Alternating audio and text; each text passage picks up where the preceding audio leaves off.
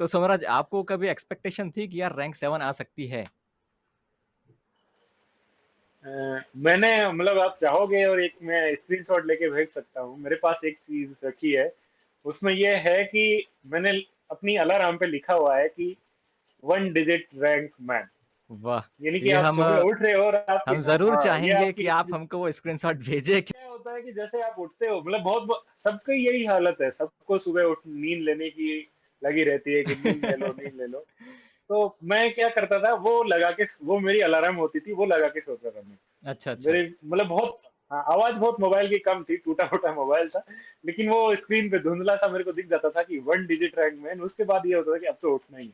उठना कभी ही कभी है। उठ भी नहीं पाता था, ऐसा नहीं, हाँ ऐसे नहीं है कि हमेशा हुआ है, पूरे 12 मास ऐसे हुआ है। कभी कभी ऐसे मतलब 5-7 दिन में कभी 2 दिन ऐसे भी गए हैं जिसमें मैं 8 बजे भी उठ पाया हूँ। बस रात मतलब लेट नाइट तक।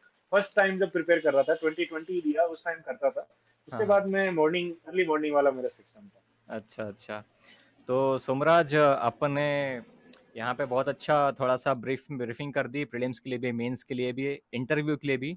एक क्वेश्चन मेरे माइंड में ये आ रहा है, जैसे जो लोग एकदम स्ट्रिक्ट टाइम टेबल बनाते हैं, यार 8 टू 10 पढ़ना है, इतने बजे से इतने बजे तक बैठना है, तो ऐसा पॉसिबल होता है कभी कि यार अपन ने जो टाइम टेबल बनाए हैं, चलो 8 से 10 का बीच का जो टाइम टेबल है, तो इसके बीच में सेम फॉलो होता है हर टाइम, और फिर बाद में वो डिमोटिवेट होते हैं कि होता ही नहीं करके? 100% कभी नहीं होता। हाँ। मतलब मेरा नहीं हुआ, बाकी किसी का होता होगा तो मुझे नहीं पता। तो मतलब ऐसे होता है कि जैसे आपने टाइम टेबल बनाया, आपको मतलब करना क्या होता है कि आपको टारगेट्स ऐसे बनाने हैं कि आपका जो एग्जाम है उसके हिसाब से टारगेट बनाओगे। तो उसमें आपको 8 to 10 पढ़ने की जरूरत है नहीं। ठीक है, दिन में यदि आप मतलब ढंग से 8 घंटे निकाल लेते हो तो ये मोर देन एनफ है। वैसे मतलब इसे ये है कि मैं पूरे दिन लाइब्रेरी में बैठता, कभी कभी ऐसा भी हुआ है कि मैं मॉर्निंग में मतलब 5:45 पे मेरा अलार्म है, मैं आपको स्क्रीनशॉट शेयर करूंगा तो पता चल जाएगा। तो 5:45 पे मेरा अलार्म है, मैं 6:30-7 बजे तक लाइब्रेरी पहुंच जाता था। और बहुत बार ऐसे भी हुआ है कि 7 बजे से लेकर के मैं रात तक, मतलब केवल दिन में खाना खाने जा रहा हूँ। ये बहुत होता भी है, लेकिन होता है, हंड्रेड होता है। परसेंट ये नहीं हो सकता कि, हाँ, 100% ये नहीं हो सकता कि सातों दिन आप मॉर्निंग 7 टू नाइट 12 तक कर सको या फिर नाइट 10 तक कर सको। हमेशा नहीं हो पाएगा। और दूसरा ये है कि बीच बीच में हल्के फुल्के देखो, मतलब बच्चे हों तो उनको बताना पड़ता है कि क्या करना है क्या नहीं सही करना है। बात है। अब हम सब लोग ऐसे, हाँ सब लोग मैच्योर है, तो जैसे ही आपको लगता है, मतलब एक चीज है कि जो चीज कर रहे हो आप ईमानदारी से करो, खुद से ईमानदारी से करो कि मैं जितना मैंने सुबह टारगेट बनाया, एकदम ऐसे अपने लेवल का टारगेट बनाओ। मैंने जितना सुबह टारगेट बनाया, मैंने उतना कंप्लीट करना है शाम को 6-7 बजे तक। उसके बाद थोड़ा सा आप 6-7 बजे तक का ही टारगेट बनाओ। उसके बाद हल्का फुल्का दिन में आपने कहीं घूमने निकल गए, या फिर कभी कभी ऐसे होता है कि दिन में नींद आने लगती है तो सो गए, तो आपको 10 बजे तक उसको खींच दो। और यदि आप मतलब कर पा रहे हो तो कीजिए, कोई दिक्कत नहीं है। सही बात है। तो सोमराज, अब अपन सम अप की तरफ बढ़ते हैं। तो सम अप का काम आपको ही करना है। तो हमारी तरफ से प्रश्न ये है कि कुछ जो इम्पोर्टेंट ऐसे कुछ की पॉइंट्स होते हैं जिनके बिना काम होगा ही नहीं, तो आपको क्या लगता है कि वो की पॉइंट्स क्या है जिनके बिना अगर आप इसको फॉलो नहीं करते हो तो डेफिनेटली काम नहीं होगा? एक मेरा खुद का सीडीपी बनाया हुआ है, CDP. C is the continuity, D is the discipline, P is the positivity. आपको एकदम पॉजिटिव रहना पड़ेगा। आपको डिसिप्लिन का मतलब ऐसा है कि कोई डिस्ट्रक्शन आ रहा है उसको कम करो। और कंटिन्यूटी का मतलब ये है कि एक बार फेल हुआ, मैं ऐसी कंटिन्यूटी की नहीं बात कर रहा हूँ कि सुबह 6 बजे बैठा और 12 बजे तक लगे रहना, वो वाली नहीं। मैं बस ऐसे बोल रहा हूँ कि एक बार आप फेल हुए और इसके बाद ऐसे निराश नहीं होकर के, या फिर किसी एग्जाम का रिजल्ट आया और उसमें आपको नहीं हुआ। ऐसे इंजीनियरिंग में ऐसे अच्छा चांस ये है कि आपके बहुत सारे पीएसयू के अलग अलग रिक्रूटमेंट आते रहते हैं, और बीच बीच में रिजल्ट भी आते रहते हैं। तो उस टाइम यदि आप फेल हो रहे हो, यदि आपका नहीं हो रहा है, तो ऐसे कीजिए, ठीक है, जो क्या बोलते हैं कि मान के उसको आगे बढ़ो। सही बात है। तो ये कर सकते हैं। और नेक्स्ट ये है कि अब इस प्रिपरेशन में अपने को मोटिवेशन की भी ज़रूरत पड़ती है, डेफिनेटली, कहीं ना कहीं कुछ पॉइंट्स में। और कुछ जगह में डीमोटिवेशन भी आता है, डेफिनेटली। तो हम इन दोनों चीज़ों को कैसे देखें, उनको कैसे आगे से इसको सपोर्ट करें कि भाई हम मोटिवेट रहें, जहाँ हम डिमोटिवेट हो रहे हैं हम हर से डाउन से फिर उठ के अपना लेवल में आ जाएं? देखो मतलब मैं अपना, मेरा अपना केस पूरा एकदम यूनिक है, ये किसी पे सेट नहीं बैठेगा। लेकिन उसका मैं हल्का-हल्का आपको आइडिया देता रहूँगा, हाँ, बीच-बीच में ओवरव्यू। मतलब ये कर सकते हैं। हाँ, ओवरव्यू सबसे पहली चीज़ ये है कि मेरी जितनी एजुकेशन हुई है, वो हमने पूरी किसी न किसी तरह के लोन पे या फिर उस टाइप से की है। तो मेरे लिए डीमोटिवेट होना वहाँ पे मैं इस ऐसे मोटिवेट होता था कि देखो मतलब यदि ये आज जो रिज़ल्ट आया है इसमें नहीं हुआ और इसको लेके यदि मैं बैठ गया तो कल वाला भी नहीं होगा और कल वाला सही। नहीं होगा तो फिर आगे के जो हमने जो उधारी ली है, जो हमने लोन लिया है उसको पे कैसे करें? तो ये सोच के पहली चीज़ ये होती थी। दूसरी चीज़ ये है कि मेरे मेरे मम्मी-पापा को मैं ये चीज़ें नहीं बता सकता था कि मेरा रिज़ल्ट आया है। बहुत कम रिज़ल्ट मैंने मम्मी-पापा को बताया है कि मेरा ऐसा फेल हो गया। क्योंकि उनको मतलब उनको फेल होने से वो मैं जितना दुखी नहीं हो रहा हूँ, उससे ज़्यादा वो दुखी हो जाते। सही बात। तो वो मेरे को हेल्प नहीं कर पाते क्योंकि उनका बैकग्राउंड अलग है, वो उनका काम अलग है, तो उनको लगता है कि फेलियर बहुत अलग चीज़ है, वो होनी ही नहीं चाहिए। तो मैं अपने दोस्तों की हेल्प लेता था। बाकी मेरा छोटा भाई है, वो भी एयर फोर्स में है। वो वो ऐसे बोलता था कि तेरे को ये बनना था क्या? तेरे को इधर जाना था क्या? तेरे को ईएसई बनना है ना, आईएएस बनना है ना, तो क्यों टेंशन ले रहा है? उसकी तैयारी करना। वो सही बात नॉर्मली है। मतलब ऐसे बोलता था। हाँ, तो मेरे दोस्त बैकबोन और होना बहुत ज़रूरी है। हाँ, बहुत ज़रूरी है। तो कोई ऐसा एकदम ऐसे हो कि मेरे दोस्त भी बहुत अच्छे ऐसे थे कि उन्होंने कहा देख भाई मतलब ऑलमोस्ट सब बहुत अच्छी जगह सेटल है, फिर भी उनको मेरे से बहुत होप थी।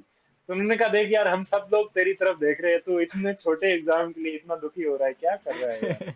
करना भाई। तो ये चीज़ें होती थी, उससे मोटिवेशन मिलता था मेरे को। बाकी हर चीज़ यदि किसी आपका पेरेंट्स आपको सपोर्ट कर सकता है, आपको उस लेवल का आपको लगता है कि आपकी पेरेंट्स हेल्प हेल्प कर सकता है, मेरे को लगता है 90% केस में ऐसे होता है कि पेरेंट हेल्प कर सकते हैं। यदि नहीं कर सकते हैं, तो फ्रेंड सर्कल आपका बहुत अच्छा है। आप लाइब्रेरी जा रहे हो तो आपकी लाइब्रेरी में कोई दोस्त है, उनसे बात कर लीजिए। तो थोड़ा-सा बातें करने से आपका फ्रस्ट्रेशन और जो आपका जो डीमोटिवेशन है, वो ठीक हो जाता है। आप कोई नहीं मिल रहा है तो लाइब्रेरी ओनर से बात कर लीजिए। सही बात है। तो हाँ, चलिए हम आगे और क्वेश्चन की तरफ बढ़ते हैं। तो हमारा नेक्स्ट क्वेश्चन एक और ये है कि इसमें प्रिपरेशन में क्या होता है ना कि हर किसी को ये समझ में नहीं आता है। बहुत सारे ऐसे लोग हैं जिनको नहीं पता होता है कि यार हमारी परफॉर्मेंस को ट्रैक भी करना होता है। तो परफॉर्मेंस को ट्रैक करें कैसे? ये पॉइंट्स बताइए। उम, उसमें देखो मेरे मतलब जैसे टेस्ट सीरीज़ होती है, आप किसी भी मतलब प्रीलिम्स का दिक्कत ये है कि जो कोचिंग कोचिंग इंस्टीट्यूट की टेस्ट सीरीज़ है, किसी की भी, मैं किसी का नाम लेने की ज़रूरत नहीं, कोई भी इंस्टीट्यूट की हो, आपको लगता है इंडिया में जितनी 10-15 कोचिंग हल्की छोटी-मोटी जितनी भी है, जाइंट्स है, उनमें से क्या होता है कि वहाँ पे जो मेन एग्ज़ाम होता है, उनसे ये मैच नहीं कर पाते कि यूपीएससी वो उनका अपना अलग है, वो उससे कोई मैच कर गया तो वो उसके ईगो की बात है, यूपीएससी के भी ईगो की बात है। तो मतलब ईगो नहीं कह सकते, दूसरी चीज़ ये है ना कि मतलब वो उसका तरीका अलग है, वो टेस्ट करने का चीज़ है, वो उस तरह से हम उतने जो कोचिंग इंस्टीट्यूट है, उतने मैच्योर नहीं होते उस टाइप से टेस्ट करने। तो मैंने आपको बोला कि 5 टेस्ट उठाइए आप पहले के और उनको सोल्व कीजिए। प्रीवियस उसमें ईयर क्या पहला आप क्वेश्चंस। सोल्व करेंगे previous year question. Previous year को ऐसे मत लगाइए जैसे प्रीवियस ईयर की बुक्स आती है उससे नहीं, उससे आप जज नहीं कर पाएंगे। आप एक टेस्ट पूरा प्रिंट निकालिए, एक ओमार शीट लाइए, 3 घंटे बैठिए और उसको सोल्व करो। इसको सोल्व करने के बाद आपको पता चल जाएगा कि आपका वीक क्या है, आप कहाँ अच्छे हैं। 2 टेस्ट दीजिए मिनिमम, यदि आप अपनी परफॉर्मेंस चेक करना चाहते हैं तो मिनिमम 2 देंगे, तो उससे क्या है कभी कभी बहुत ज्यादा थ्योरी आ जाता है, कभी बहुत ज्यादा कैलकुलेटिव आ जाता है, तो वो दोनों बैलेंस हो जाता है और उस बेसिस पे आप अपनी आगे प्रिपरेशन कंटिन्यू कर सकते हैं। तो ये तो हो गया हमारा ट्रैक परफॉर्मेंस के लिए। और आप उन लोगों के लिए बोल सकते हैं जो रिसेंटली एक बार दो बार उनने क्वालिफाई नहीं कर पाया है, क्योंकि यूपीएससी एक इटसेल्फ दो कम से कम उसको साल भर तो देना पड़ता ही है। अगर आप शुरू से नहीं पढ़ रहे हो कॉलेज के टाइम से तो आपको साल 2 साल लग सकता है। तो उनके लिए आप क्या बोल सकते हो कि जो तैयारी कर रहे हैं शुरू से, उनका 2 अटेम्प्ट जो जा चुका है, उनके लिए आप क्या बोलना चाहोगे? मतलब ये है कि जैसे मतलब सबसे पहली चीज क्या होती है कि जहां आप जाना चाह रहे हो वहां जगह कितनी सही बात है।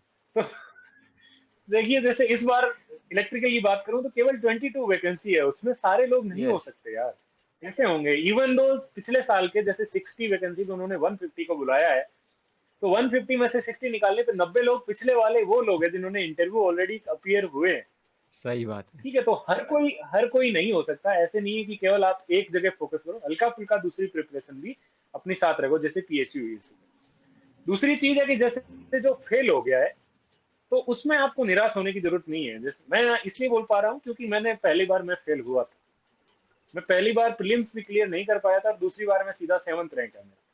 तो ये उन लोगों के लिए मैं ये बोल रहा हूँ कि भाई अपनी प्रिपरेशन कंटिन्यू रखोगे तो 100% आपको रिजल्ट मिलेगा, यदि वैकेंसी है तो। तो सही बात ठीक है। है, तो हाँ, तो यही चीज़ है मेनली। और दूसरी चीज़ जैसे आपने बोला कि मिनिमम 1 साल, एक मतलब आप देखिए कि पिछले जुलाई में इसका प्रीलिम्स पेपर हुआ है और उसका मार्च में इंटरव्यू हो रहा है, तो 1 साल तो केवल एग्ज़ाम का वो ड्यूरेशन है। सही बात तो है। कम से कम आपको, हाँ, कम से कम 2 साल तो आपको चाहिए। सही बात। आपने चाहे कॉलेज में पढ़ा भी है तो उस टाइप का कोई नहीं पढ़ता, कितना भी इंस्टीट्यूट, कोई भी अच्छा इंस्टीट्यूट हो, तो वो इस टाइप से नहीं पढ़ना पड़ता है कि मतलब उसका सीधा इंजीनियरिंग सर्विस क्लियर हो जाए। तो वो चीज़ उसको ध्यान में रखते हुए मैं बोल रहा हूँ कि कम से कम आपको 2 साल तो चाहिए ही चाहिए। सही तो बात। आप लगे हुए हैं, लगे रहिए, जिस दिन वैकेंसी होगी उस दिन आपका सिलेक्शन होगा। सही है, सही है। तो सोमराज, आगे क्वेश्चन ये है कि डिस्ट्रैक्शंस ड्यूरिंग प्रिपरेशंस, इससे कैसे बचना चाहिए?